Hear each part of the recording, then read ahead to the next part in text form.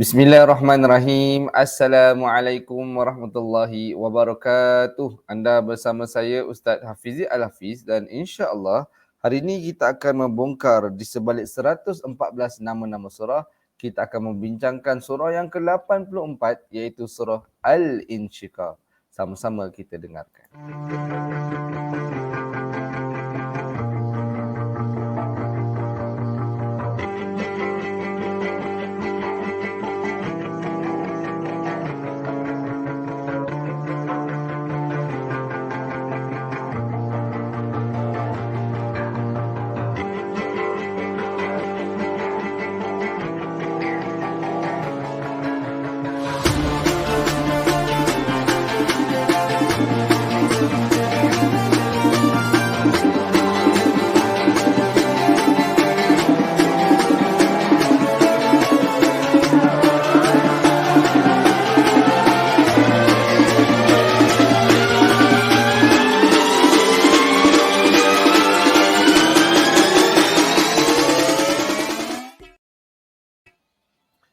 Alhamdulillahirrabbilalamin. Wassalatu wassalamu ala ashrafil anbiya'i wal mursalin wa ala alihi wa sahbihi ajma'in. Qala rabbi shrah li sadri wa yassir li amri wahlul 'uqdatam min lisani yafqahu qawli. Subhanaka la ilma lana illa ma 'allamtana innaka antal alimul hakim.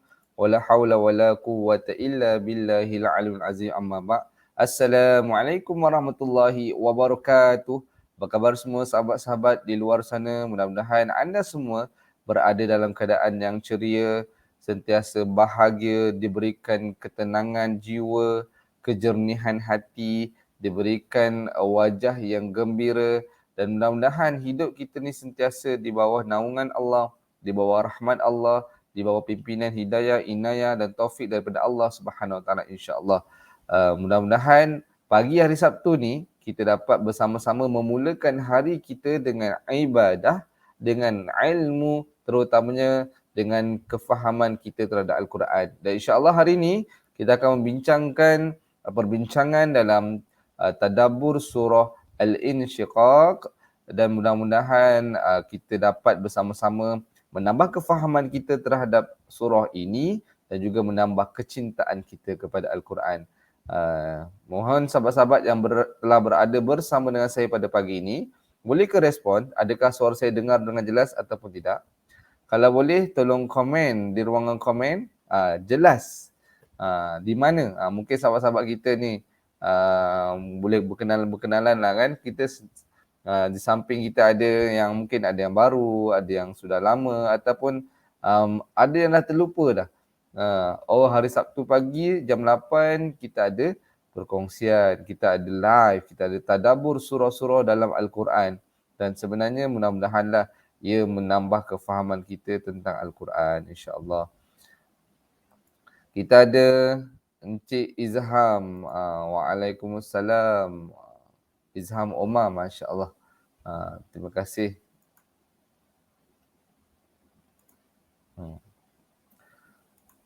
InsyaAllah. Okey, boleh dengar ke dengan jelas suara saya? Saya harap tiada masalah supaya perkongsian kita pada pagi ini dapat didengari dan didengar dengan jelaslah. Terima kasih Tuan Izham Omar.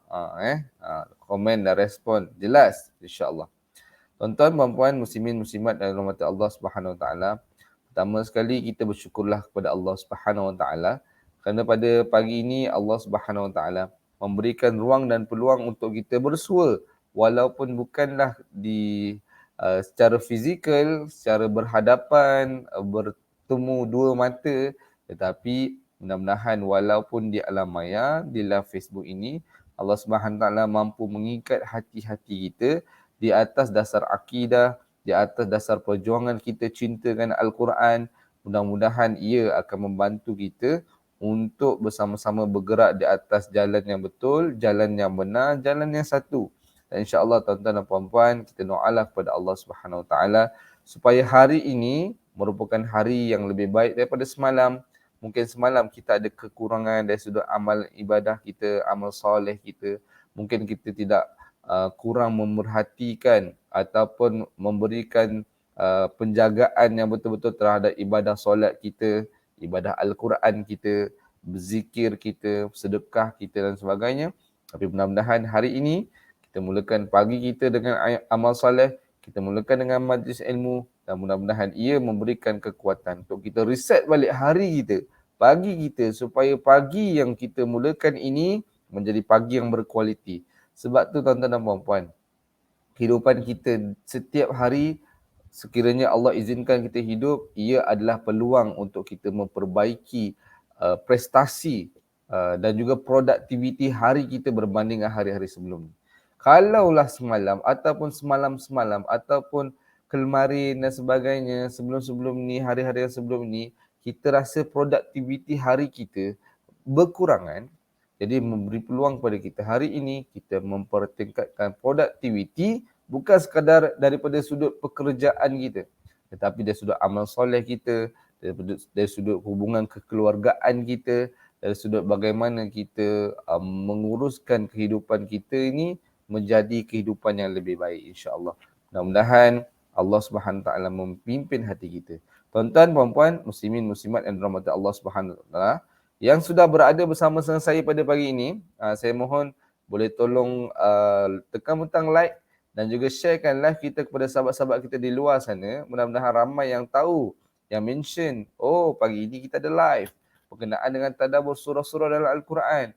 Dan mungkin kita boleh komen ataupun catatkan ilmu-ilmu yang bermanfaat di ruangan komen, ataupun boleh saja mengutarakan pandangan, bebas, kita bersantai-santai saja pagi ini, dan juga boleh juga bertanyakan soalan sekiranya ada kesempatan dan kemampuan saya untuk menjawab, saya akan jawab lah, insya-Allah. Dan juga kita bolehlah mungkin komen sahabat-sahabat kita yang ada untuk tengok live kita. Boleh komen nama-nama kawan-kawan kita di ruang komen, tak ada masalah. Insya-Allah. Mudah-mudahan dengan usaha kita sharekan live kita ni pada Facebook kita, pada page kita, pada grup-grup kita, itu menjadi asbab untuk kita menjadi salah satu usaha kita menjadi ejen penyebar kebaikan. Dan sekiranya ramai yang terkesan dengan ataupun ada yang terkesan dengan apa yang kita share ini, mudah-mudahan ia memberi saham pahala yang besar kepada kita, insya-Allah. Tuan-tuan, puan-puan, muslimin, muslimat dan dirahmati Allah Subhanahu Wa Taala, insya-Allah hari ini kita akan membincangkan dan sama-sama mentadabbur surah yang ke-84 daripada 114 nama-nama surah, iaitu kita akan membincangkan surah Al-Insyiqaq. Jadi anda semua dah bersedia ke untuk kita sama-sama bincangkan surah Al-Insyiqaq? Kalau dah bersedia, saya nak tengok komen sedia. Kalau dah bersedia, cuba komen sikit sedia, supaya saya tahu ramai yang mungkin tak sabar ni nak apa sebenarnya nak dibincangkan dalam surah Al-Insyiqaq. Dan apa sebenarnya maksud Al-Insyiqaq ni? Kadang-kadang surah ni surah yang biasa kita baca dan surah yang mungkin biasa kita dengar. Tapi kita tak tahu apa sebenarnya yang diceritakan dalam surah ni, apa maksud Al-Insyiqaq ni. Jadi kalau ada kesempatan untuk kita pada pagi ini, boleh capai Al-Quran, boleh ambil, ataupun di smartphone kita ada Al-Quran, apps Al-Quran kan, boleh buka. InsyaAllah kita tengok Tuan Izham Omar kita sedia, Masya Allah. Inilah semangat-semangat, vibe-vibe positif yang kita nak mulakan dengan pagi kita dengan positif, dengan amal soleh, sebab pagi ni dia menjadi penentu kepada perjalanan hari-hari kita. Kalau pagi kita mula dengan mood yang positif, dengan amal yang soleh, dengan ibadah yang baik, insya-Allah perjalanan, momentum perjalanan hari kita tu akan berjalan dengan baik sehinggalah ke penghujung. Tapi kalau kita mula pagi-pagi ni dengan yang lemah, dengan yang malas, tidak solat, kita kurang buat amal soleh, jadi kita mulakan dengan negatif. Jadi ia akan menjejaskan produktiviti dan kualiti hari kita sepanjang hari itu. Jadi ni vibe Tuan Izham Umar ni, insya-Allah. Allahumma salli ala sayyidina Muhammad. Okey, tuan-tuan, puan-puan, muslimin, muslimat dan rahmat Allah Subhanahu taala. Hari ini kita akan membincangkan tentang 3 perkara ni. Iaitu yang pertama 8 fakta surah, yang keduanya di sebalik nama-nama surah, dan yang ketiga pengajaran yang kita boleh ambil daripada surah ni lah. Okey. InsyaAllah kita tengok yang pertama sekali 8 fakta surah. Kalau kita tengok surah Al-Insyiqaq, maksudnya yang terbelah, merupakan surah yang ke-84, surah Makkiyah, terletak pada muka 589 dan merupakan surah yang mempunyai 25 ayat, mempunyai 107 perkataan dan 140 huruf. Ini secara ringkasnya lah. Boleh buka Al-Quran muka 589, kita boleh tengok sama-sama surah Al-Insyiqaq. Dan itu yang kita bincangkanlah. Kemudian tuan-tuan, di sebalik surah Al-Insyiqaq, sebenarnya apa yang dibincangkan dalam surah Al-Insyiqaq? Sebenarnya apa yang dibincangkan dalam surah Al-Insyiqaq? Kalau tuan-tuan dan puan-puan ada buku di sebalik 114 nama-nama surah, boleh buka buku ini, boleh tengok sama-sama. Muka surat 176. 176 dan 177. Kalau kita buka surat 176 dan 177, kita boleh tengoklah bagaimana sebenarnya dalam buku ini diceritakan sebenarnya kenapa nama surah ini dinamakan Al-Insyiqaq. Dan nama surah ini dinamakan Al-Insyiqaq kerana ia bermaksud terbelah. Kerana surah ini dimulakan dengan kisah hari kiamat yang mana langit akan terbelah dan patuh kepada Allah Subhanahu Wa Taala. Rupa-rupanya pada hari kiamat nanti akan berlakunya langit tu terbelah. Langit ni bukan seperti langit dunia kita. Langit ni langit yang berada di alam semesta ni terbelah. Dan sebenarnya kejadian ini adalah disebabkan langit tersebut patuh dan taat kepada perintah Allah Subhanahu Wa Taala. Di mana Allah memerintahkan kejadian langit itu terbelah, maka dengan kepatuhan dan ketaatan ciptaan Allah ini, maka dia terbelahlah. Dan sebenarnya kiamat berkeadaan langit terbelah, bumi diratakan dan bumi mengeluarkan isinya sehingga menjadi kosong. Dan setelah itu manusia akan menerima perhitungan amalan mereka ketika di dunia. Dan kita akan tengoklah gambaran hari kiamat.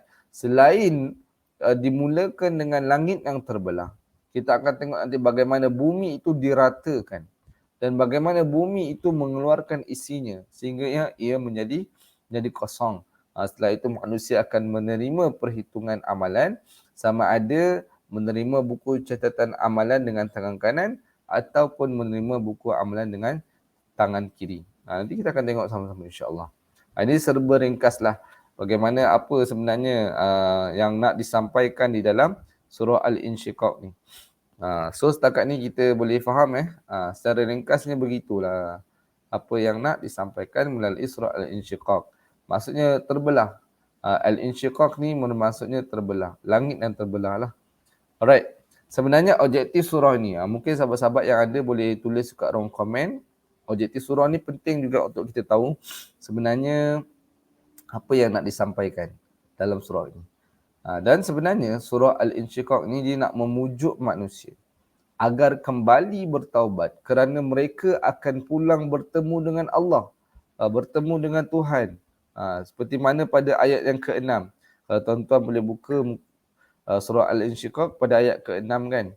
Ya ayyuhal insanu innaka kadihun ila rabbika kadhan famulaqih. Maksudnya apa? Wahai manusia, sesungguhnya engkau sentiasa berpenat lelah menjalankan kehidupan hidupmu dengan sedaya upaya. Hinggalah semasa engkau kembali kepada Tuhanmu, kemudian engkau tetap menemui balasan apa yang telah kau usahakan. Dan semuanya itu telah dicatatkan di dalam buku catatan amalan. Itu ayat ke-6. Nak mujuk manusia supaya kembalilah bertaubat. Surah ni kan bila kita baca, kita kena tahu apa tujuan surah ni diturunkan. Barulah kita baca tu dengan perasaan, dengan penghayatan, dengan kefahaman. Bila kita baca tu kan sebenarnya kita rasa dalam jiwa kita, dalam hati kita, surah ni sebenarnya nak suruh kita ni bertaubat. Kembali kepada Allah, bertaubat. Sebab one day, satu hari nanti, kita akan kembali bertemu dengan Allah. Kita akan kembali. Kalau kita tak sempat bertemunya hari kiamat, kedahsyatan hari kiamat tak sempat kita jumpa, setiap manusia ada kiamat kecilnya tersendiri, iaitu kematian yang akan mereka alami sendiri. Dan dalam ayat ni, dalam surah ni juga kalau kita tengok, akan manusia ni juga akan dibalas dengan pembalasan yang adil. Yang beriman akan diganjari dengan yang syurga dan orang kafir akan diganjari dengan neraka. Dan sebab tu tuan-tuan dan puan-puan, keyakinan kita terhadap hari akhirat, keyakinan kita terhadap Yaumiddin. Sebab tu kita selalu ingat bagaimana bila mana kita solat, kita baca surah Al-Fatihah pada bacaan yang keempat dalam surah Al-Fatihah. Bismillahirrahmanirrahim. Alhamdulillahi rabbil alamin. Ar-Rahmanir-Rahim. Maliki yaumiddin. Kita kena yakin bahawa Allah Subhanahu Wa Taala ni adalah penghulu hari pembalasan. Dia yang menguasai hari pembalasan. Dan kita ingat bila Allah menguasai hari pembalasan, itu menimbulkan satu keyakinan. Diri kita akan dihisab, diri kita akan dibalas. Setiap apa yang kita lakukan di dunia, kalau kita tengok betul-betul ayat ke-6, setiap apa yang kita kerjakan di dunia akan dibalas oleh Allah Subhanahu Wa Taala. Akan dibalas. Dan dia tidak terlepas daripada pandangan Allah. Tidak terlepas daripada catatan malaikat-malaikat yang mencatat setiap amal baik dan amal buruk kita. Sebab tu, bila kita nak buat suatu dosa dan kemungkaran, ingat, ada malaikat yang akan mencatat. Bila kita nak buat taat, buat sungguh-sungguh. Ingat, ada malaikat yang akan mencatat. Jadi sepatutnya itulah yang akan menimbulkan dan memperbaiki diri kita supaya kita melakukan amal soleh dengan bersungguh-sungguh, dengan khusyuk, dengan ikhlas. Dan juga kita meninggalkan bersungguh-sungguh juga setiap dosa dan maksiat yang kita ingin kerjakan. Sebab manusia ni tak lagi. Kadang-kadang memang ada masanya dia teringin nak buat benda-benda yang mungkar, dosa. Kadang-kadang tak teringin tetapi dia tewas dengan godaan nafsu, godaan syaitan, dan dia akhirnya hampir-hampir ingin melakukan kemungkaran tersebut. Tapi kena ingat dan selalu beringat. Manusia kena ingatkan diri mereka sendiri. Kadang-kadang kita tak boleh nak harap orang lain ingatkan kita sahaja semata-mata. Kita kena ada disiplin, kena ada mujahadah untuk beringat dan ingatkan diri kita sendiri supaya apa yang kita nak kerjakan ini tidak terlepas dari pandangan Allah, tidak terlepas dari pengetahuan Allah, tidak terlepas daripada catatan malaikat-malaikat yang akan mencatat setiap amalan kebaikan dan keburukan kita. Jadi inilah yang kita kena cuba praktikkan dalam kehidupan kita lah, insya-Allah. Sebab tu tuan-tuan dan puan-puan, melalui surah hadis ini, sebenarnya surah ini dia ada rentetan daripada hadis yang kita dah bincangkan dalam surah Al-Infitar dan juga At-Takwir. Ini penutup dia. Sebab tu dalam satu hadis, qala Rasulullah sallallahu alaihi wasallam, man sarrih ay yanzuru ila yaumil qiyamati ka'annahu ra'yu 'ainin falyaqra idza syamsu kuwirat wa idza as-samaa'u fatarat wa idza as-samaa'u syaqqat. Hadis riwayat Tirmizi. Maksudnya apa? Barang siapa yang ingin merasakan hari kiamat seperti menyaksikannya dengan mata kepala sendiri, hendaklah ia membaca idza syamsu kuwirat, idza as-samaa'u fatarat dan wa idza as-samaa'u syaqqat. Maksudnya, siapa nak merasai gambaran hari kiamat seperti menyaksikan dengan mata kepalanya sendiri, hendaklah dibaca 3 surah ini. Hendaklah dia tadabbur dan meneliti 3 surah ini. Iaitu yang pertama, surah At-Takwir, yang kedua surah Al-Infitar, dan yang ketiga adalah surah Al-Insyiqaq yang telah sedang kita bincangkan inilah. Sebab tu tuan-tuan, cuba kita teliti ketiga-tiga surah ini. Fahami maksudnya satu persatu. Kita rasai, kita lihat sendiri bagaimana gambaran hari kiamat yang bakal berlaku. Pastinya ia akan menimbulkan rasa kegerunan, kedahsyatan, keinsafan kepada kita supaya kita ini kembalilah kepada Allah. Ingat tema kita ni hari ini, kembalilah kepada Allah. Kembalilah kepada Allah. Kembalilah kepada Allah. InsyaAllah. Ini hadis berkenaan dengan surah Al-Insyiqaq inilah. Kemudian, nama surah ini ada disebut pada ayat yang pertama dalam surah inilah. Kalau kita boleh tengok, Allah Subhanahu Wa Taala berfirman pada ayat yang pertama, "Idza samaa'un syaqqat." Idza samaa'un syaqqat. Maksudnya apabila langit terbelah.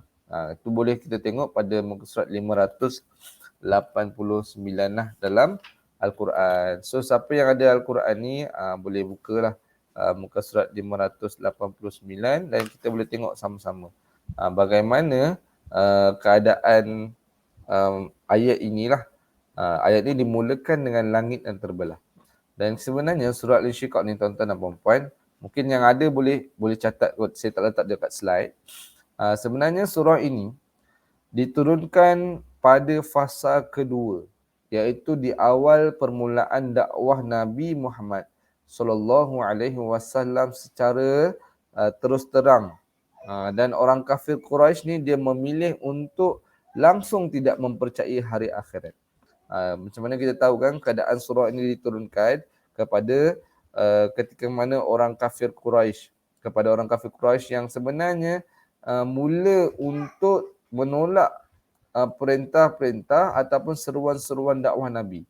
Dan ketika mana surah ini diturunkan, bila mana Nabi SAW mula berdakwah secara terus terang, secara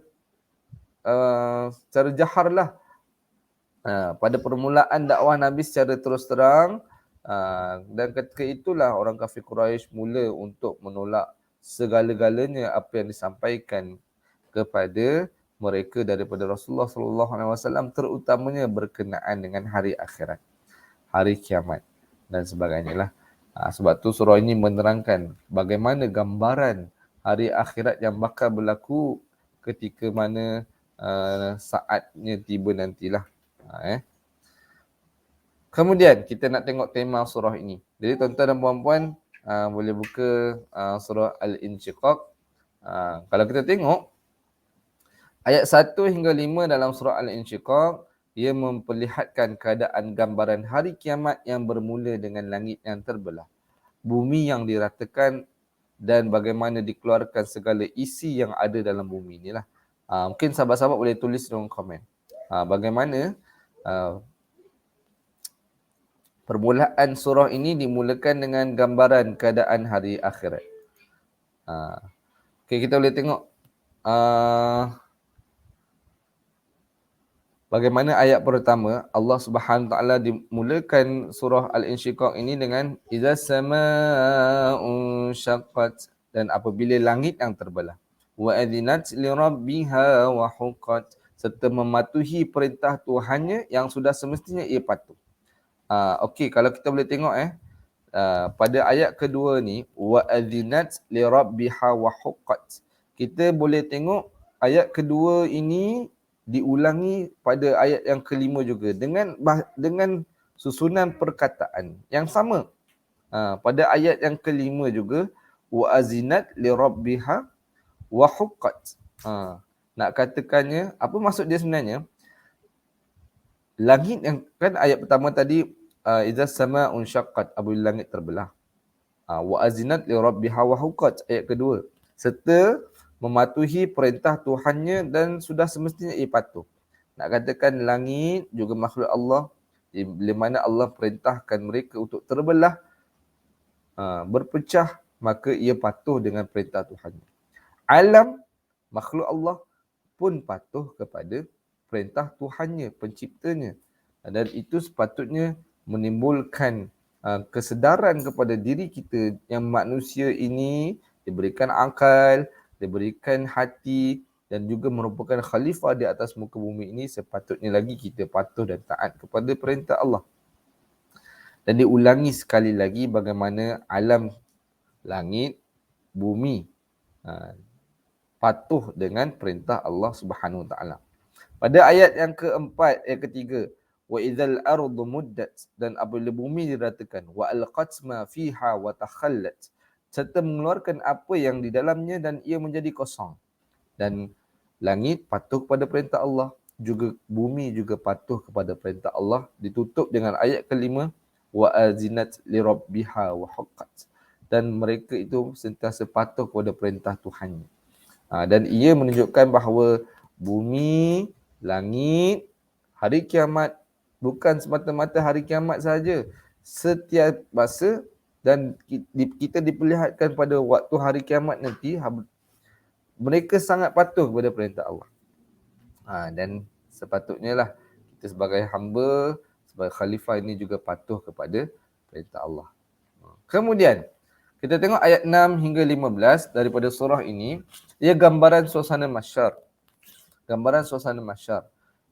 Bagaimana kalau kita tengok dalam ayat ni ada diceritakan dengan pemberian kitab melalui tangan kanan dan tangan kiri. Apa yang berlaku kepada mereka yang menerima kitab dengan catatan amalan dengan tangan kanan.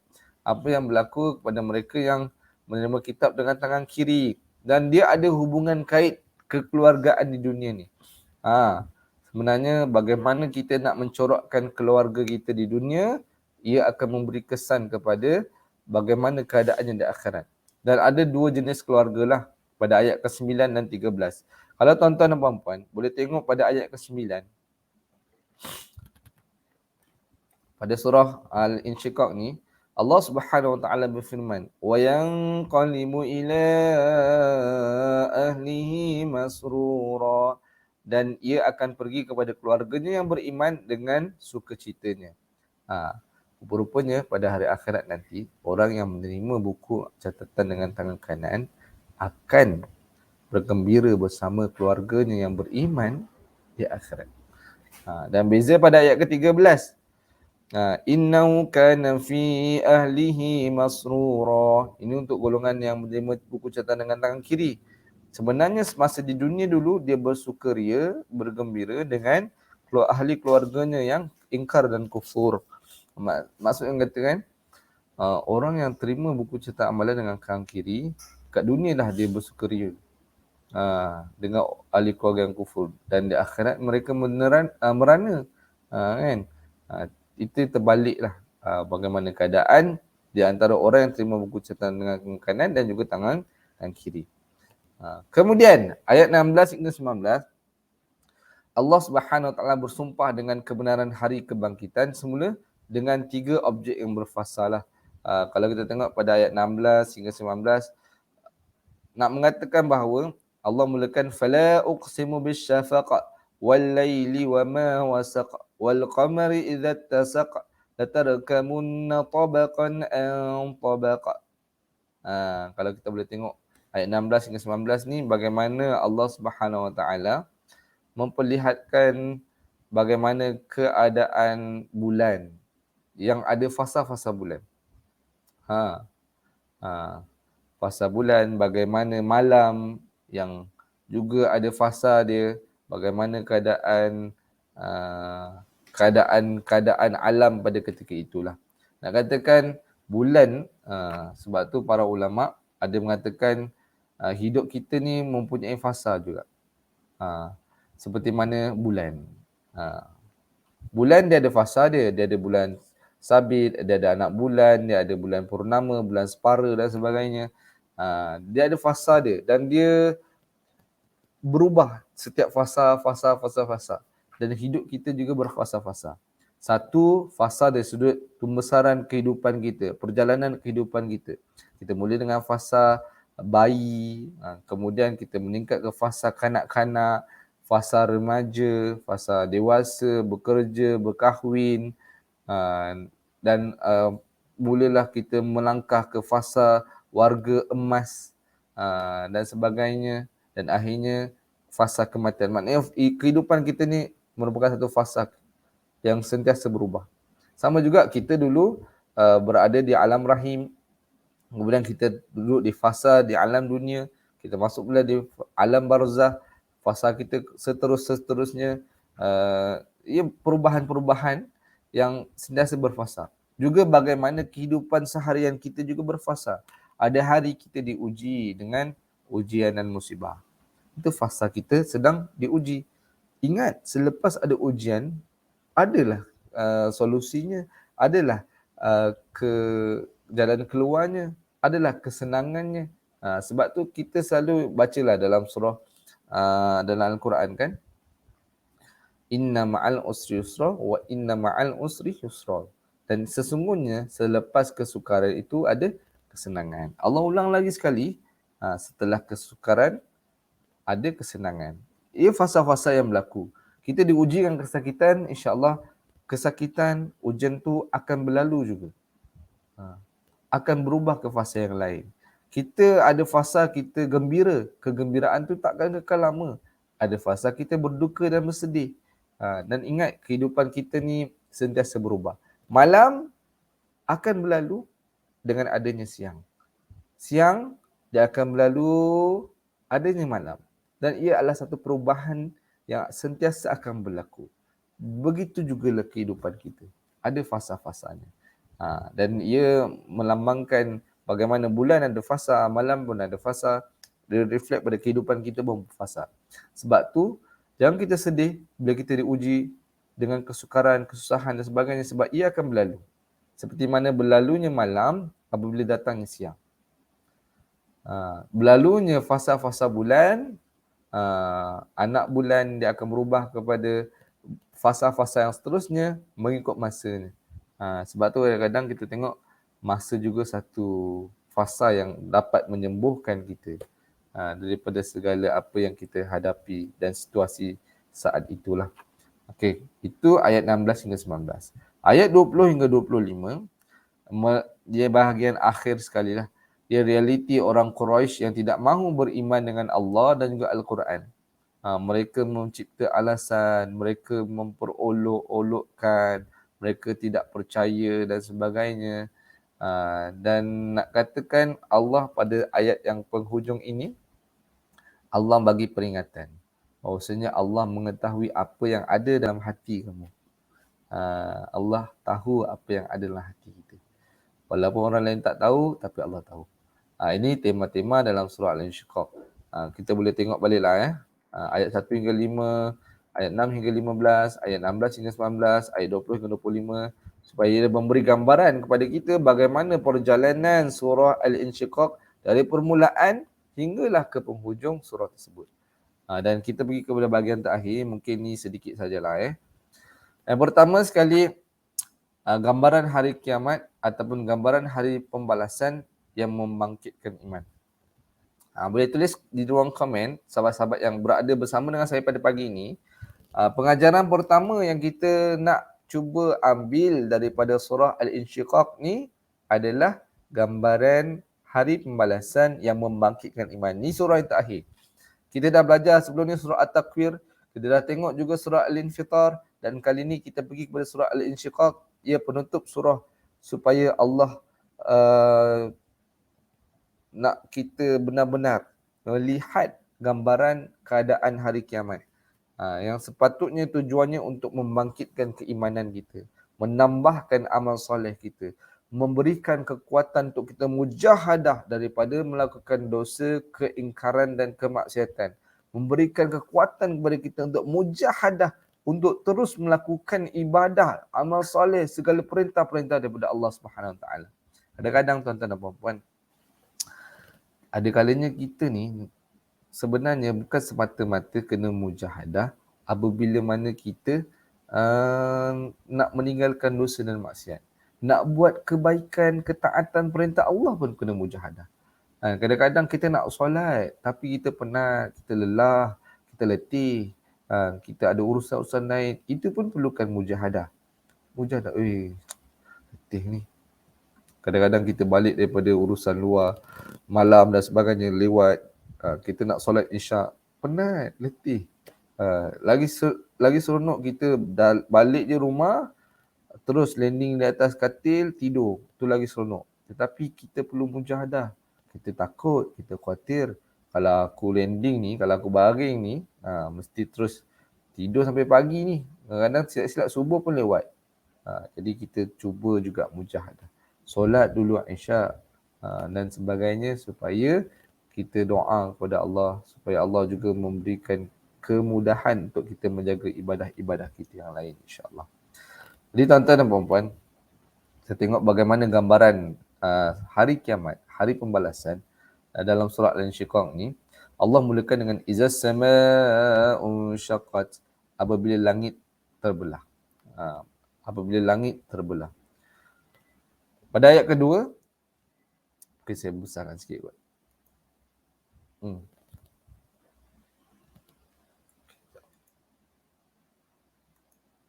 Okey.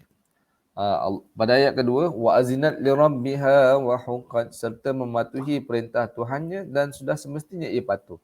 Wa idzal ardu muddat, dan apabila bumi diratakan, wa alqat ma fiha wa takhallat, serta mengeluarkan apa yang di dalamnya dan menjadi kosong. Dan diulang balik lagi sekali, wa azinat li rabbiha wa huqqat, serta mematuhi perintah Tuhannya dan sudah semestinya ia patuh. Maka pada saat itu setiap seorang akan mengetahui apa yang dia lakukannya.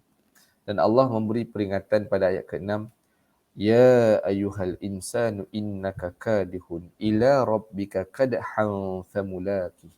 Wahai manusia, sesungguhnya engkau sentiasa berpenat lelah menjalankan keadaan hidupmu dengan sedaya upayamu hinggalah semasa engkau kembali kepada Tuhanmu, kemudian engkau tetap menemui balasan apa yang telah engkau usahakan itu, dan semuanya telah dicatat dan tercatat. Nak katakan bahawasanya bila mana Allah Subhanahu Wa Taala memberikan gambaran-gambaran hari kiamat pada permulaan surah ini, dan dia menutup dengan kita ni penat-penat hidup kat dunia ni. Dan kehidupan kita di dunia ni, poin utama dia saya nak tekankan, highlightkan kat sini. Biarlah penat lelah kau di dunia. Pada ayat ke-6 ni, ayat ke-6 surah Al-Insyiqaq ni, hidup penat lelahmu di dunia, biarlah kau kembali kepada Allah Subhanahu Wa Taala. Penat lelah kita biarlah kerana Allah. Sebab tu selalu kita baca, inna salati wa nusuki wa mahyaya wa mamati lillahi rabbil alamin. Hidup mati kita, ibadah kita, amal soleh kita ni semuanya kerana Allah SWT. Dan apa yang berlaku dalam kehidupan kita, perlu kita kembali kepada Allah. Kita dapat nikmat, kita dapat kegembiraan, kita dapat apa yang kita hajat, apa yang kita nak, apa yang kita harapkan, kembali kepada Allah. Ada orang kan, dia nak sangat telefon. Telefon yang dia nak lah, dia dah buat survey, dia dah buat kajian, dia dah buat tengok review dan sebagainya. Dia nak sangat telefon tu. Sedangkan telefon tu dah tak keluar lagi dah. Maksudnya dah hujung-hujung dah keluar brand yang baru, dah keluar series yang baru dan sebagainya. Tapi dia nak juga. So dia pergi kedai, dia cari kedai ni, dia kata dah tak keluar lagi. Itu dah ada yang baru, yang ni kita dah tak keluarkan lagi. Dia pergi kedai ni tak jumpa. 2, 3, 4, 5, 6 kedai tak jumpa. Kedai ke-7 dia cari, alhamdulillah dia jumpa. Syukur. Dan kita kembalikan ia kepada Allah Subhanahu Wa Taala. Kembalikan kepada Allah. Kita dapat kesenangan, kita dapat kemewahan, kegembiraan, kembali kepada Allah. Banyakkan amal ibadah kepada Allah. Kita dapat kesusahan, kita ditimpa musibah, ujian, malapetaka, kesakitan, kesengsaraan, kesedihan, kematian, juga kena kembali kepada Allah Subhanahu Wa Taala. Dan ingat, kita ni akan dibalas terhadap apa yang kita lakukan di dunia. Itu yang kita kena sentiasa ingat. Ingat. Manusia ni kadang-kadang dia lupa. Hari ni ingat, bila dengar kuliah ni ingat, tapi bila dah habis dia lupa. Sebab tu kita kena sentiasa diingatkan, dan kita kena ada usaha untuk mengingatkan orang. Sebab apa kadang-kadang kita ingatkan orang ni bukan semata-mata kita nak tunjuk kita baik ataupun teruk sangat orang tu sampai kita kena ingatkan dia. Tidak, sebenarnya kita ingatkan orang ni supaya kita ni dalam waktu yang sama sedang mengingatkan diri kita sendiri. Tuan Izzah Umar kata, gunakan akal dan panduan serta hidayah Allah lebih dari nafsu yang berdampingan. Itu yang selamatkan kita. Itulah insya-Allah. Okey, jadi poin pentingnya, gambaran hari kiamat yang Allah tunjukkan dalam surah Al-Insyiqaq, kita boleh tengok juga dalam surah At-Takwir dan juga surah Al-Infitar. Ia sepatutnya menimbulkan keimanan untuk kita benar-benar kembali kepada Allah, dan juga untuk kita yakini bahawasanya setiap apa yang kita kerjakan di dunia ini akan dibalas oleh Allah Subhanahu Wa Taala. Itu yang pertama. Yang keduanya, ni mungkin yang terakhir lah jam pun dah pukul 9 dah ni, insyaAllah. Yang keduanya, kita berdoalah supaya kita menerima buku catatan amalan dengan tangan kanan. Sebab tu kita kena doa. Berdoa kepada Allah dan juga kita kena usahakan. Kita buat amal kebaikan. Dan bagaimana nak make sure kita ni dapat buku catatan amalan dengan tangan kanan? InsyaAllah kita akan bincangkan lah. Pertama sekali dalam ayat ke-7, Allah Subhanahu Wa Taala berfirman, "Fa amma man utiya kitabahu biyamini." Kemudian, siapa yang diberi menerima surat amalannya dengan tangan kanannya, fasawfa yuhasabu hisaban yasira. Maka ia akan dihisap dengan cara yang mudah dan ringan. Hisap ni macam mana? Kita akan diperiksa teliti satu persatu amalan kita. Sebab nanti di akhirat, setiap apa yang kita buat di dunia ni akan ditunjukkan. Akan diperlihatkan. Kau buat baik, akan ditunjuk. Kau buat jahat. Yang kau buat benda yang orang lain tak tahu pun kau buat. Orang lain tak tahu pun apa yang kita buat. Benda-benda yang teruk-teruk, benda-benda yang dosa dan maksiat juga akan diperlihatkan ketika mana di akhirat nanti. Pada saat pembalasan nanti. InsyaAllah. Kita tak nak pun orang tahu. Sebab tu kita doa supaya kita menerima buku catatan amalan dengan tangan kanan. Supaya proses audit kita ni dipermudahkan. Sebab tu kadang-kadang kita kalau ada orang bisnes dan sebagainya, saat-saat nak diaudit tu, kita kalau boleh biarlah orang cek tu, cek yang sepintas lalu tak ada cek detail-detail satu-satu. Kita pun risau risau. Kalau kita buat laporan dan sebagainya, kita suka kalau bos kita, kita punya atasan kita ni, cek sambil macam, okay, bila silap-silap, okay, bagus kerja kamu. Dah, lulus. Itu benda yang kita harapkan. Supaya kita diaudit, dicek tu dengan mudah saja, dengan ringan saja. Oh, lepas. Oh, penat kita kan. Kadang lagi-lagi kalau macam student-student universiti yang buat degree, buat FYP diorang, final year project. FYP bukan yang kat TikTok tu FYP, final year project. Dia buat assignment dia. Kita harapkan pensyarah kita ni cek yang dia tanda-tanda tu baca sikit-sikit je. Dia tak baca detail sangat, cari kesalahan kita tak.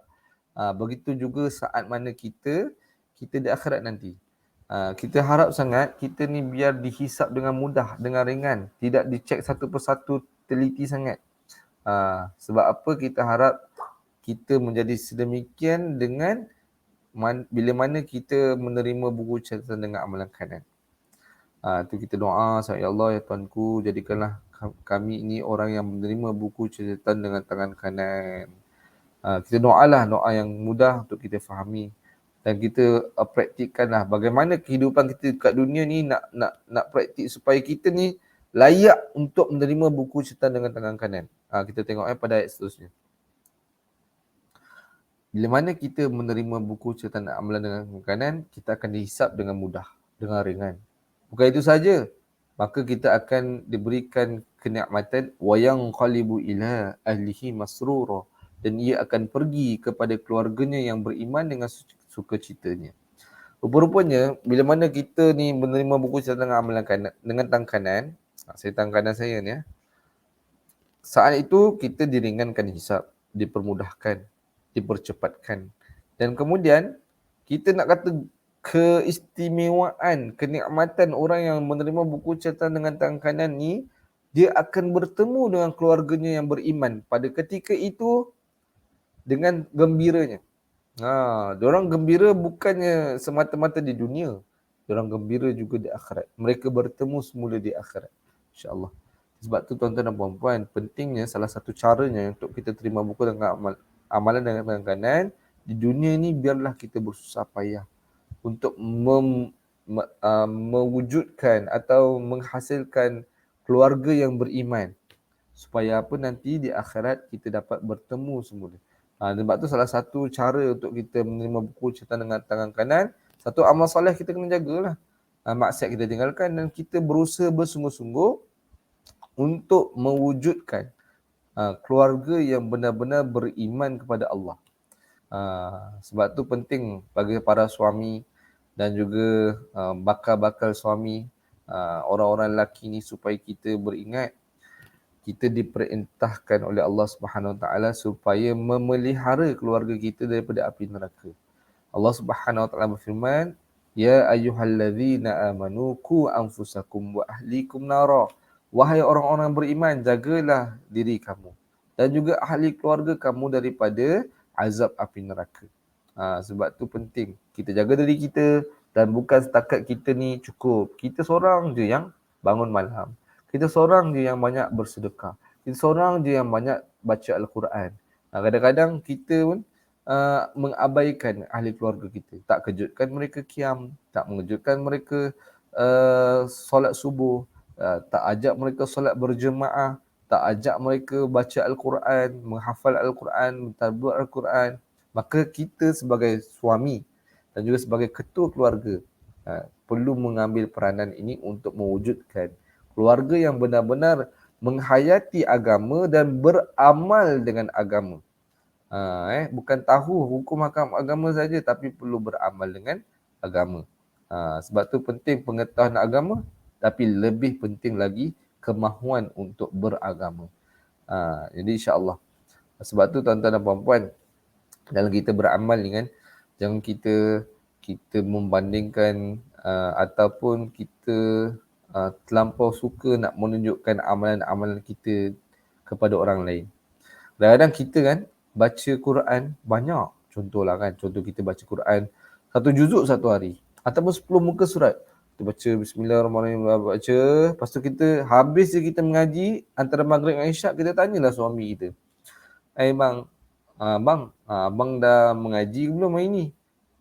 Saya dah 10 muka surat ni. Alhamdulillah saya dah 10 muka surat. Abang belum mengaji lagi kan? Jangan lupa mengaji dia bukan cara begitu, cara macam gitu nak ingatkan. Ada cara dia lah. Maksudnya janganlah dengan cara yang macam seolah-olah kita membeli dan kita mempertunjukkan amalan kita. Kita nak, mungkin tanpa sedar, kita ni tak nak sebenarnya orang tahu pun kita baca Quran banyak, kita zikir banyak, kita solat sunat banyak. Tapi cara kita tu, cara kita tu seolah-olah nak tunjuk sangat kan kita ni baca Quran banyak. Ni cakap pula kita mengaji 10 muka surat ni, sejuzuk ni. Seolah macam nak menunjuk-nunjuk. Kita takut kita ni, dalam kata-kata kita tu ada unsur riak, ada unsur takabur, ada unsur nak merendahkan orang lain. Abang ni tengok macam asyik tengok telefon, tak mengaji ke? Kan? Bahasa tu kena jaga. Dah lah kita cakap dengan suami, kemudian kita cakap seolah-olah nak memperlekehkan amalan dia. Kadang-kadang kita mungkin tak tahu, dia dah baca dah tapi bukan depan kita. Tapi bahasa kita tu, dah lah bahasa kita merendahkan orang lain. Bahasa kita pula seolah-olah kita nak tunjukkan kita ni beramal dengan lebih banyak. Kita banyak beramal soleh, banyak baca Quran. Tanpa kita sedar, mungkin di situ tiada keikhlasan. Rugilah. Bila mana kita beramal tanpa keikhlasan, kepenatan amalan kita itu menjadi sia-sia dan tidak diterima oleh Allah Subhanahu Wa Taala. Auzubillah min zalik. Sebab tu penting untuk kita benar-benar sentiasa menambah ilmu kita tentang keluarga, menambah ilmu kita tentang amal soleh kita, meningkatkan kualiti dan kuantiti dia. Jangan kita mudah berpuas hati. Aku dah belajar ni solat, tak payahlah kita belajar tentang solat. Aku dah belajar ni cara wuduk, tak perlu pergi kuliah maghrib ataupun kuliah-kuliah di masjid tentang fardu ain dan sebagainya. Setiap masa usahakanlah untuk kita tambah ilmu kita. Supaya kita dapat menambahkan kualiti dalam amal soleh kita, kualiti hidup kita, kualiti dalam keluarga kita. Sebab tu yakinlah, setiap apa yang kita belajar pasti ada ruang untuk memperbaiki diri kita. Walaupun kita belajar benda yang sama, tapi kadang-kadang benda yang kita belajar, ada yang kita tak amalkan lagi, ada yang kita lupa.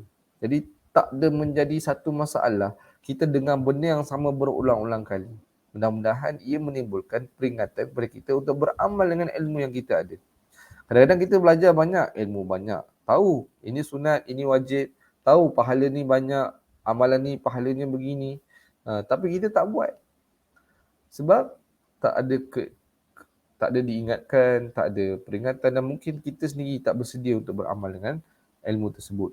Sebab tu perlunya kita selalu diingatkan dengan kuliah-kuliah, dengan ilmu-ilmu, dengan pembacaan-pembacaan yang baik supaya ia memberi satu peringatan buat diri kita lah. Kalau kita boleh tengok bezanya, saya perlu besarkan sikit. Ada golongan kanan dan ada juga golongan yang menerima buku catatan dengan amalan kiri. Tadi saya dah bincangkan siapakah mereka yang menerima buku catatan dengan amalan kanan, iaitu dia akan dihisap dengan ringan dan mudah dan gembira bersama keluarga beriman di akhirat nanti. Bukan semata-mata di dunia. Di dunia mungkin mereka tak gembira sangat, biasa-biasa saja. Tapi di akhirat nanti mereka akan bergembira bersama ahli keluarga yang beriman.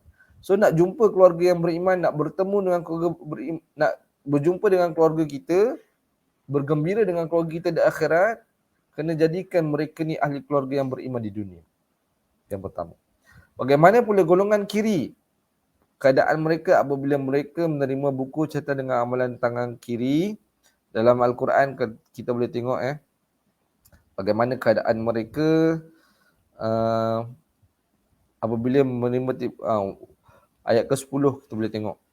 Bermula pada ayat ke-10 tu, surah Al-Insyiqaq kita boleh tengok wa amma man utiya kitabahu wara'a zahri.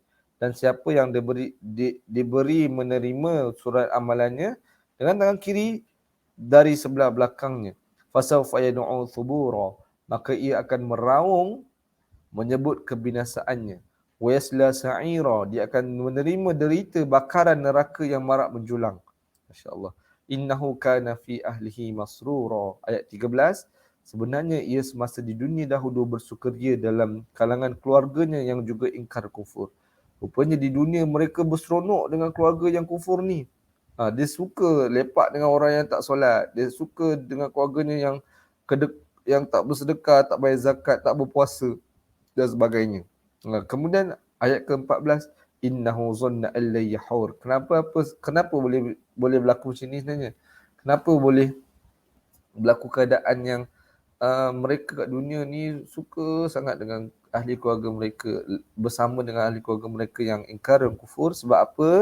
Sesungguhnya ia menyangka bahawa ia tidak sekali kembali kepada kami untuk menerima balasan. Ini sebenarnya dia tak sangka yang dia akan kembali untuk dibalas oleh Allah SWT. Itu perasaan. Keyakinan mereka terhadap hari akhirat tu kurang. Keyakinan mereka kurang. Jadi mereka tak benar-benar mempraktikkan agama dalam kehidupan mereka.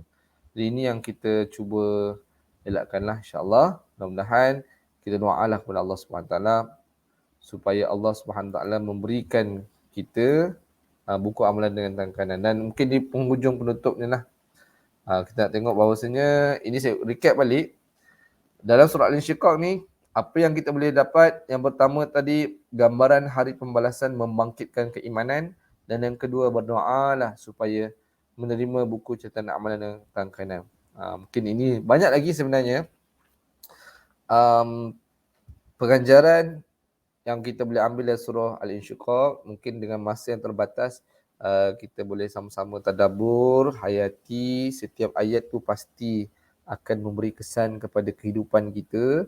Dan insya-Allah mudah-mudahan ia menambah kefahaman kita terhadap Al-Quran dan ia menambahkan kecintaan kita kepada surah-surah yang kita baca. Dan insya-Allah mudah-mudahan dia memberi kekuatan kepada kita untuk kita beramal dengan Al-Quran. Wallahu alam, saya rasa itu sajalah untuk perbincangan kita pada hari ini dan mudah-mudahan ada manfaat dan kebaikan bersama. Bagi yang berada bersama dengan saya, jangan lupa tekan butang like, jangan lupa sharekan live kita ni, masih ada kesempatan untuk kita sharekan kepada sahabat-sahabat kita di luar sana. Dan di kesempatan ni saya nak promote sikit lah untuk para ibu bapa di luar sana. Ni kita dah cuti sekolah ni kan. Sebenarnya Akademik Qura'a ada menjalankan satu camp bijak korban. Bermula pada hari Jumaat hadapan. Tarikhnya hari Jumaat 10 Jun 2022. Bermula pada 9 pagi hingga 11.30 pagi. Ni penting juga untuk kita sama-sama memberi pendedahan kepada anak-anak. Kadang-kadang bukan anak-anak je kena dedah kan. Mak-mak, ayah-ayah kita kan. Kadang ialah korban kan setahun sekali. Kadang-kadang kita lupa macam mana nak, apa sebenarnya korban ni. Korban ni apa hukum dia, macam mana pelaksanaan dia, apa kelebihan dia. Jadi bagi kita memberi pendedahan kepada anak-anak kita supaya di usia kecil pun mereka dapat tahu tentang korban, mereka dapat menghayati kisah-kisah di sebalik korban, dan mungkin mereka dah faham dah apa itu konsep korban. Kadang korban tak semestinya semata-mata, ialah bila mana kita tahu ibadah korban tu memanglah sembelih haiwan-haiwan, ternakan dan sebagainya.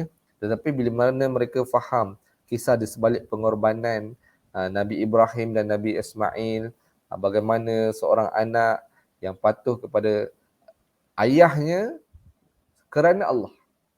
Itu bagaimana nak jadikan seorang anak yang boleh jadi macam ni. Dia ada keyakinan dia. Dia percaya, dia percaya kepada bapanya, patuh dan taat kepada bapanya kerana Allah. Dia dengar cakap bukan kerana kita mak ayah dia. Dia dengar kita nak jadikan anak kita yang taat, patuh kepada kita kerana Allah. Bukannya dia dengar cakap kita bila mana kita besarkan mata. Bila kita tinggikan suara, bukan kan. Kadang anak kita bila kita buat muka sikit, buat mata sikit, kita cekak pinggang sikit, dia dengarlah cakap kita. Tapi bezanya Nabi Ibrahim membentuk anak dia Nabi Ismail yang yakin bahawasanya taat kepada ibu bapa ini semata-mata kerana taatnya kepada Allah. Membentuk keluarga insya-Allah dengan keyakinan, keimanan kepada Allah. Jadi siapa-siapa yang berminat sertai kem bijak korban pada hari Jumaat minggu depan, ni tak ada apa-apa kan, mungkin ialah cuti sekolah ni, tak ada apa-apa nak buat kat rumah, anak-anak terbengkalai, kita pun tak ada idea nak buat apa dengan anak-anak, boleh sertai kem bijak korban, boleh PM admin lah. Ada kita punya admin ni, Sifat Yusra ni kata boleh PM admin di Facebook. Boleh juga cek Facebook Akademik Qoro'a, ataupun mungkin ada di-sharekan juga di page ni lah. Nanti mungkin boleh bagi link-link pendaftaran, mungkin urus dia dan sebagainya. Boleh share link pendaftaran di komen ataupun dan sebagainya insya-Allah. Dah boleh sebarkan, boleh screenshot, boleh sebarkan kepada sahabat-sahabat kita di luar sana supaya mungkin ada anak kita, ada cucu kita, jiran kita kan, anak-anak buah kita pun boleh join sekali insya-Allah. Wallahu alam, yang baik dari Allah Subhanahu taala, yang kurang tu atas kelemahan saya sendiri. Dan insya-Allah pada minggu hadapan kita akan masuk ke surah yang ke-85 daripada 114 nama-nama surah. Surah apa? 85 agak-agak selepas surah Al-Insyiqaq. Kita akan membincangkan surah Al-Buruj. Buruj ni apa maksud dia? Apa cerita pasal Al-Buruj ni? Macam pernah dengar Buruj ni macam yang kat bintang-bintang kan, macam yang kat langit-langit tu kan. Tapi betul ke Buruj ni bintang? Nak tahu apa dia Buruj? InsyaAllah pastikan anda semua bersama dengan saya pada minggu hadapan jam 8 pagi pada hari Sabtu. Mudah-mudahan kita berjumpa lagi pada minggu depan insya-Allah. Wallahu alam. Assalamualaikum warahmatullahi wabarakatuh. Kita jumpa lagi pada minggu hadapan insya-Allah. Bismillahirrahmanirrahim. Assalamualaikum warahmatullahi wabarakatuh. Apa yang akan berlaku kalau kita jauhkan diri kita daripada Al-Quran? Kita tak baca Al-Quran, kita tak hafal Quran, kita tak cuba nak faham Al-Quran, dan memang langsung kita tak nak amalkan apa yang ada dalam Al-Quran. Kita buat tak tahu saja segala perintah, peringatan yang ada dalam Al-Quran. Sebenarnya, jika kita jauhkan diri kita dari Quran, maka kita akan jadi orang yang hina tanpa petunjuk dan panduan Al-Quran. Allah berfirman, A'udzubillahi minasyaitonirrajim, wa man a'rada 'an dzikri fa inna lahu ma'isyatan dhanka. Maksudnya, dan siapa yang berpaling daripada ingatan dan petunjukku, maka sesungguhnya baginya adalah kehidupan yang sangat sempit. Surah Toha ayat 124. Tiada kemuliaan bagi mereka yang memilih cara hidup selain daripada Islam, bagi yang mengabaikan pesanan dalam Al-Quran dan langsung tak berzikir dan ingat kepada Allah, maka Allah akan baginya kehidupan yang sangat sempit. Jiwanya terhimpit, hatinya akan semakin perit. Jadi, kembalilah kepada Al-Quran. Terus belajar untuk mahirkan diri kita membaca dan faham Al-Quran. Moga Allah redha dan berikan kita semua syurga, insya-Allah.